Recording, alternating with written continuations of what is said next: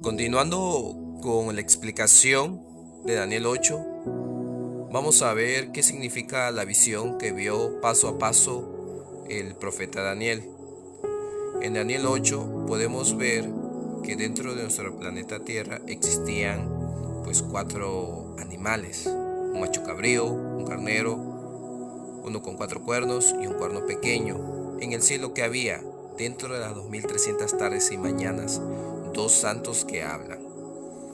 En Daniel 8:1 y 2 describe lo siguiente, que desde este capítulo Daniel escribe en hebreo en lugar de arameo, y es en el año tercero del reinado del rey Belsasar. Tuvo otra visión. Él estaba en Susa, que es la capital del reino en la provincia de Elán. Se encontraba junto al río Ulai. Esta visión tuvo lugar en el año 551. Daniel estaba en Susa, que en aquel momento y tiempo era aún provincia babilónica. La crónica de Nabonino cuenta que había ordenado que se llevaran a Susa estatuas de culto de las ciudades babilónicas periféricas antes de ser conquistadas por Ciro en el año 540 a.C. Continuando, vemos a la primera bestia o al primer animal.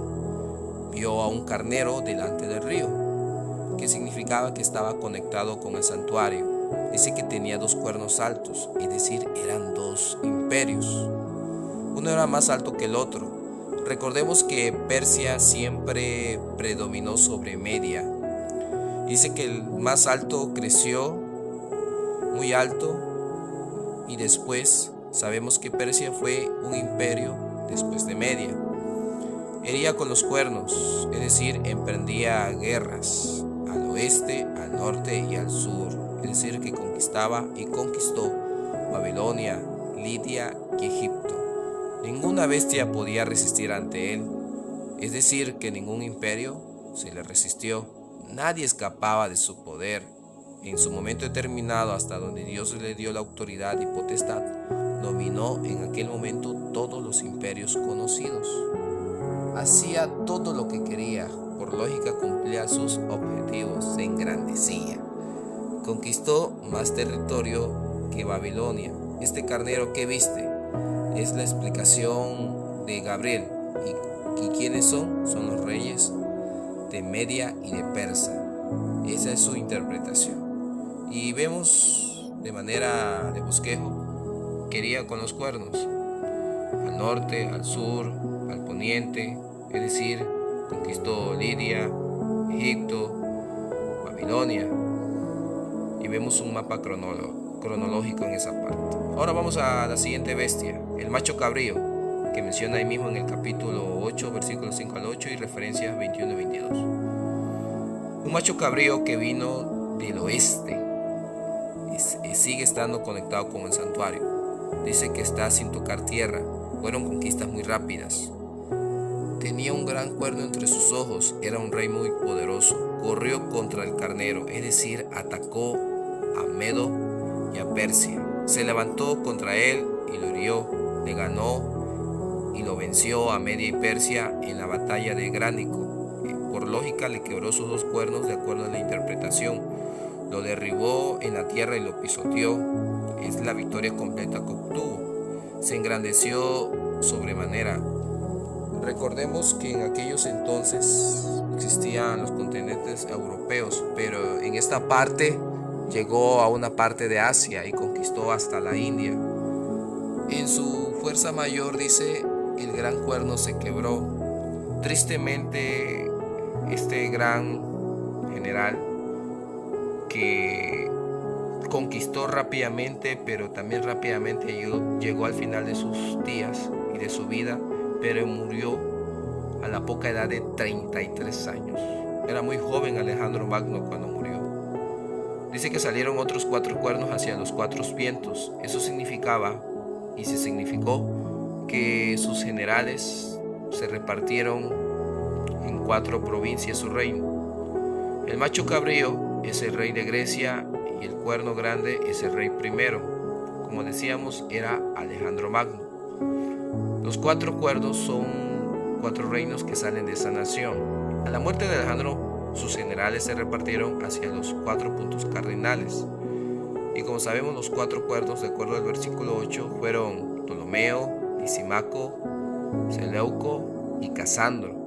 Ese fue el nombre de los 4 generales que al morir Alejandro Magno se reparten el reino en 4 partes. Y vamos a tomar en cuenta la comparación de Daniel 2, Daniel 7 y Daniel 8. Y vamos a hablar sobre quién o qué es el cuerno pequeño. La identidad del cuerno pequeño por comparación con las visiones anteriores.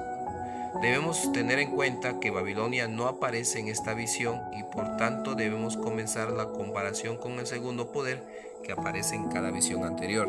En Daniel 2, el metal, la plata, por lógica significa en esta parte pues el segundo reino que estuvo, que fue el imperio de medos y de persas. En Daniel 7, el oso. En la primera bestia que presencia en Daniel 8 fue el carnero, que representaba a medos y a los persas. En Daniel 2, en la estatua que vio Daniel, en la parte de bronce, representó al imperio greco-macedónico. El leopardo lo mismo, el macho cabrío lo mismo. Pero ya en el hierro representa al imperio romano. En Daniel 2, en Daniel 7 representa a una bestia terrible que significaba el imperio romano. Pero en Daniel 8 se abre más el contexto y se expande más el significado. El cuerno pequeño representa al imperio romano, pero dentro de la modificación de Daniel 2 y Daniel 7 hay una evolución del imperio romano, igual en Daniel 8, pero dice que éste se engrandece contra el cielo. Y en Daniel 7 y 8 se toma en cuenta que este poder religioso ataca al pueblo de Dios. Y tomando en cuenta y hablando del cuerno pequeño, ¿cuál es la identidad del cuerno pequeño por comparación con el rito de la purificación del santuario? El carnero y el macho cabrío son mencionados juntos únicamente en 2 ocasiones. Las referencias bíblicas se encuentran en Números 7 y en Levítico 16. Uno es en la consagración del santuario y otro es en el día de la expiación. Durante los ritos de la expiación, conocido como el Yom Kippur, el carnero era sacrificado en primer lugar. Luego era sacrificado un macho cabrío. Una vez muerto este, un segundo macho cabrío permanecía en la escena durante todo el rito de purificación. Al finalizar, era expulsado sin que ninguna persona lo matara, dice. Así pues, tras la desaparición de los imperios de Medo y Persia, carnero, y de Grecia, macho cabrío, surgió Roma, el cual en sus fases política y religiosa permanece como imperio mundial hasta nuestros días, y se le conoce como la Roma papal. Este imperio dice que será quebrantado, aunque no por mano humana, cuando finalice la purificación del santuario. ¿Y cuál es la actividad del cuerno pequeño? Podemos ver la actividad del cuerno pequeño en 2 fases, de manera horizontal y de manera vertical. Como imperio político crece y ataca en la tierra, y como imperio religioso, por lógica, ataca hacia arriba, es decir, al cielo. En la visión dice que uno de ellos, vientos, salió un cuerno pequeño. ¿Cuál es la interpretación? Hacia el final del reinado de los 4 cuernos surge el nuevo rey. Creció mucho hacia el sur y el oriente y hacia la tierra gloriosa. Es decir, Roma se expande hacia Egipto, Grecia y Palestina.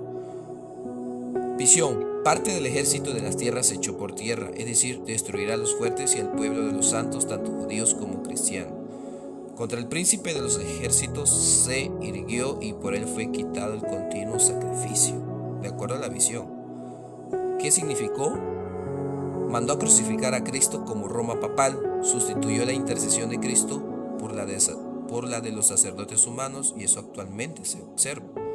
Y recordemos que hasta da versículos sacados de contexto y echa en tierra el sacrificio de Jesús.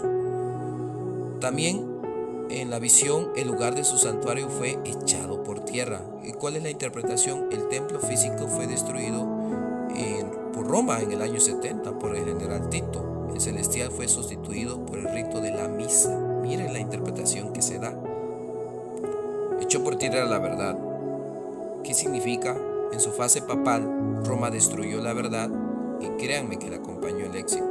Ahora, para ir finalizando, ¿cuál es la visión de las tardes y de las mañanas? Daniel escuchó la conversación que mantenían dos santos que asistían a la visión. Por la palabra visión usada al principio y la usada aquí no son la misma. La visión de los versículos 13 y 14 dice que hasta 2300 tardes y mañanas, luego dice, el santuario será purificado. ¿Y cuál es la visión? ¿Cuál es la interpretación de esa visión? Que de las tardes y mañanas que se ha referido es verdadera. Y dice el versículo 27. Y yo, Daniel, quedé quebrantado y estuve enfermo algunos días, y cuando convalecí atendí los negocios del rey, pero estaba espantado a causa de la visión y no la entendía. Imagínense el impacto dentro de esta asombrosa profecía que tuvo Daniel. Dice que hasta se enfermó porque no sabía qué significaba. Al expresar no la entendía. Y después continuaremos con la interpretación de qué significan las 2300 tardes y mañanas y qué tiene que ver las 70 semanas. Así que nos veremos en el siguiente video, y gracias por acompañarnos al final del video, en el cual aprendimos qué significaba cada animal que vio el profeta Daniel, así como el cuerno pequeño y las consecuencias de lo que hizo, echar por tierra la verdad. Gracias por llegar hasta el final del video y que el Señor te bendiga.